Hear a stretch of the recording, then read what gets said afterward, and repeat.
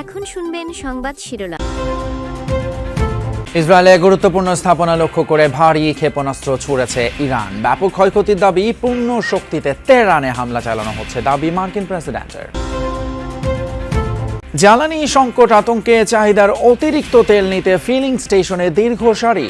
যানবাহনে জ্বালানি বিক্রির সীমা বেঁধে দিয়েছে বিপিসি, অহেতুক মজুদ না করার আহ্বান।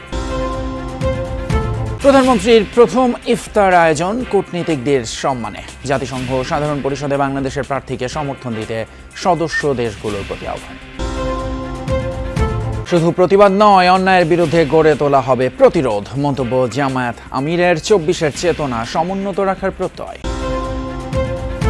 আসসালামু আলাইকুম। এতক্ষণ দেখছিলেন সংবাদ শিরোনাম, এখন দেখবেন বিস্তারিত। ইরানের একের পর এক মিসাইল হামলায় কেঁপে উঠল ইসরায়েল। শুক্রবার বেন গুরিয়ন বিমানবন্দর, হাইফা পোর্ট সহ রাজধানী তেল আবিবের বিভিন্ন স্থানে ক্ষেপণাস্ত্র হামলার কথা জানিয়েছে ইরানের বিপ্লবী গার্ড বাহিনী। মিসাইল ছোড়া হয় কাতার, বাহরাইন সহ আরব দেশগুলোর মার্কিন ঘাঁটিতে। এদিকে ইরানের পররাষ্ট্রমন্ত্রী আব্বাস আরাকচি হুঁশিয়ারি দিয়ে বলেন, কোনো ধরনের যুদ্ধবিরতির জন্য আহ্বান জানায়নি ইরান। সমঝোতা নয়, বরং শেষ পর্যন্ত লড়াই চালিয়ে যাওয়ার লক্ষ্যে ইরানিরা যুদ্ধ করছে বলেও জানান তিনি। খোররাম শহর, খাইবার আর ফাতার মতো একের পর এক মিসাইল ছুটে যাচ্ছে ইসরায়েলি ভূখণ্ড লক্ষ্য করে। শুক্রবার অভিযানের পরিধি আরও বাড়িয়েছে ইরান। তেল আবিব সহ ইসরায়েলের বিভিন্ন স্থানে সফলভাবে আঘাত হানে এসব ক্ষেপণাস্ত্র। বিশেষ করে ইসরায়েলের রাজধানীর কেন্দ্রস্থল এবং বিভিন্ন বাণিজ্যিক অবস্থানে বিস্ফোরিত হয় এসব মিসাইল। আগুন জ্বলতে দেখা যায় হাইফা বন্দর সহ বিভিন্ন স্থানে। এর পাশাপাশি ইসরায়েলের সবচেয়ে বড় এবং প্রধান বিমানবন্দর বেন গুরিয়নও আঘাত হানে ইরানি ক্ষেপণাস্ত্র। এ অবস্থায় আন্তর্জাতিক গণমাধ্যম এনবিসিতে দেওয়া সাক্ষাৎকারে ইরানের পররাষ্ট্রমন্ত্রী আব্বাস আরাকচি হুঁশিয়ারি দিয়ে বলেন, কোনো ধরনের সমঝোতা কিংবা অস্ত্রবিরতিতে যাবে না ইরান, অব্যাহত থাকবে লড়াই। আমরা অস্ত্রবিরতির কোনো প্রস্তাব দেইনি, কারণ আমরা সমঝোতা চাই না। এই লড়াই চলবে। ইরানের ভূখণ্ডেই ইসরায়েল ও যুক্তরাষ্ট্রের পতন হবে। এদিকে অব্যাহত আছে আরব দেশগুলো অবস্থিত মার্কিন ঘাঁটিতে ইরানের ড্রোন ও ক্ষেপণাস্ত্র হামলা। রাতে কুয়েতের আল সালিম মার্কিন ঘাঁটিতে ব্যাপক হামলা চালানো হয়। এর পাশাপাশি জর্ডানের ইরবিদ শহরেও চলে আইআরজিসির অভিযান। এ অবস্থায় মুসলিম দেশগুলোর ওপর কোনো ধরনের হামলা হয়নি বলেও দাবি তেহরানের। ইরান যুদ্ধের প্রভাব পড়েছে বাংলাদেশে ও রাজধানীর পেট্রোল পাম্পগুলো এখন রীতিমতো যুদ্ধাবস্থা। প্রায় প্রতিটি পাম্পে গাড়ি আর মোটরসাইকেলের উপচে পড়া ভিড়। দীর্ঘ সময় লাইনে দাঁড়িয়ে যেটুকু তেল মিলছে তাও অপর্যাপ্ত। মজুদ ফুরিয়েছে অনেক পাম্পে। অন্যদিকে তেল দেওয়ার ব্যাপারে সরকারের নেয়া সিদ্ধান্তের বিষয়ে মিশ্র প্রতিক্রিয়া দেখা যাচ্ছে।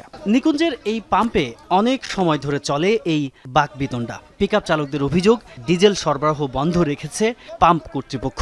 এখানে মিলছে শুধুই অকটেন। কথা বলে জানা গেল বিকেলেই ফুরিয়ে গেছে ডিজেলের মজুদ। আমরা চাইছি 500-1000 টাকার করে তেল দেন, আমরা এখান থেকে ঢাকার বাইরে বেরি, তারপর আমরা ব্যবস্থা করতেছি। বৃহস্পতিবার সরকার সাফিসিয়েন্ট তেল দিতে পারে নাই, ডিজেল, যার কারণে এখন পাবলিকেরও সাফিসিয়েন্ট তেল দেওয়া যায় সম্ভব নয়। অকটেন যতক্ষণ পর্যন্ত সাফিসিয়েন্টভাবে সরকার নির্দেশনা, প্রথম আলোতে নির্দেশনা পত্রিকা দিয়েছে, অনুযায়ী আমরা দিতে আছি। প্রাইভেট কারে 10 লিটার আর মোটরসাইকেলে 2 লিটারের বেশি জ্বালানি নয়। সরকারের এমন সিদ্ধান্তের পর পাম্পগুলোই বেড়েছে গাড়ির সংখ্যা। কাঙ্ক্ষিত তেল পেতে পার করতে হচ্ছে দীর্ঘ সময়। কোথাও কোথাও যানজটও সৃষ্টি হয়েছে গাড়ির চাপে। 2 লিটার তো হয় না এই বাইকে তো হয় না। এই কালকে আবার দাঁড়াইতে হবে। কালকে 250 কিলো গাড়ি রান করা লাগবে, মানে 250 কিলোর ভিতরে তো আমার 2 লিটার তেল হবে না। এখন বাসায় যাইতে হবে, সেই ফলে নিতে হবে তেল। না নিলে তো দেখা গেলো 2 দিনে যে পাবো না, পরে দেখা গেলো অল্প অল্প পাবো। 100 কিলোমিটারও চালানো যাবে না। এটা হচ্ছে যে সাধারণ জনগণ ভোগান্তির মধ্যে পড়ে গেছে। এই 1 ঘন্টা সিরিয়াল ধরে মাত্র 250 টাকার তেল নিলাম। এরই মধ্যে সরকারি নোটিশ টাঙানো হয়েছে পাম্পের মেশিনগুলোয়। চালকরা বলছেন, কম হলেও তেল পাচ্ছে সবাই, ব্যাপারটা ইতিবাচক। অনেকে তেল নিয়ে মানে ট্যাঙ্কি লোড করে বাসায় নিয়ে আবার রাইখা আবার আসে, যে কারণে ঘাটতিটা এখন দেখা দিচ্ছে। আর নাহলে তো যে তেল আসলে তো আরো 20-15-20 দিন অনায়াসে চলার কথা, ঝামেলা হতো না। একদিক থেকে ভালো, কারণ সবাই তাহলে পাবে, আদারওয়াইজ কেউ পাবে কেউ পাবে না, এরকম একটা বিষয় হয়ে যায়। আন্তর্জাতিক বাজারে যখন অস্বাভাবিক মূল্য বৃদ্ধি পেয়েছে, স্বাভাবিকভাবে এটি অর্থনীতির উপর একটি চাপ তৈরি করছে। সমন্বয়ের প্রয়োজনীয়তা দেখা দিতে পারে। আমরা চেষ্টা করব যতক্ষণ পর্যন্ত তেলের মূল্য বৃদ্ধি না করা যায়, আমরা সেটুকুই চেষ্টা করব। একান্ত যখন পারবো না, সেটি অবশ্যই জনগণের সাথে আমরা সেটি শেয়ার করব। দুশ্চিন্তাগ্রস্ত হওয়ার কোনো কারণ নেই। আমরা যদি আমাদের স্বাভাবিক চাহিদা অনুযায়ী আমরা তেল নেই পেট্রোল পাম্প থেকে, আমি মনে করি সংকট আগামীতে হবে না ইনশাআল্লাহ। জাতিসংঘ সাধারণ পরিষদের 81তম অধিবেশনের সভাপতি পদে বাংলাদেশের প্রার্থী পররাষ্ট্রমন্ত্রী ডক্টর খলিলুর রহমানের প্রতি সমর্থন দিতে ঢাকায় নিযুক্ত কূটনৈতিকদের আহ্বান জানিয়েছেন প্রধানমন্ত্রী Tarique Rahman.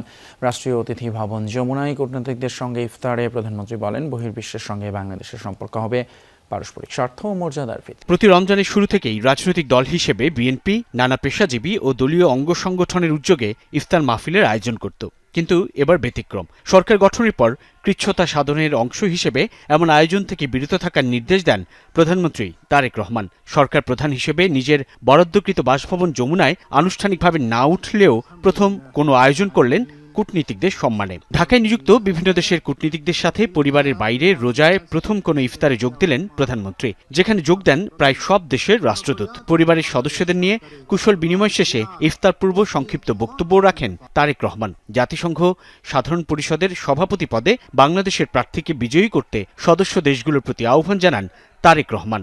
To introduce our candidate for the presidency of the 81 session of the United Nations General Assembly, Foreign Minister Dr. Khalilur Rahman. Through this nomination, we demonstrate our enduring revolt for constructive global engagement.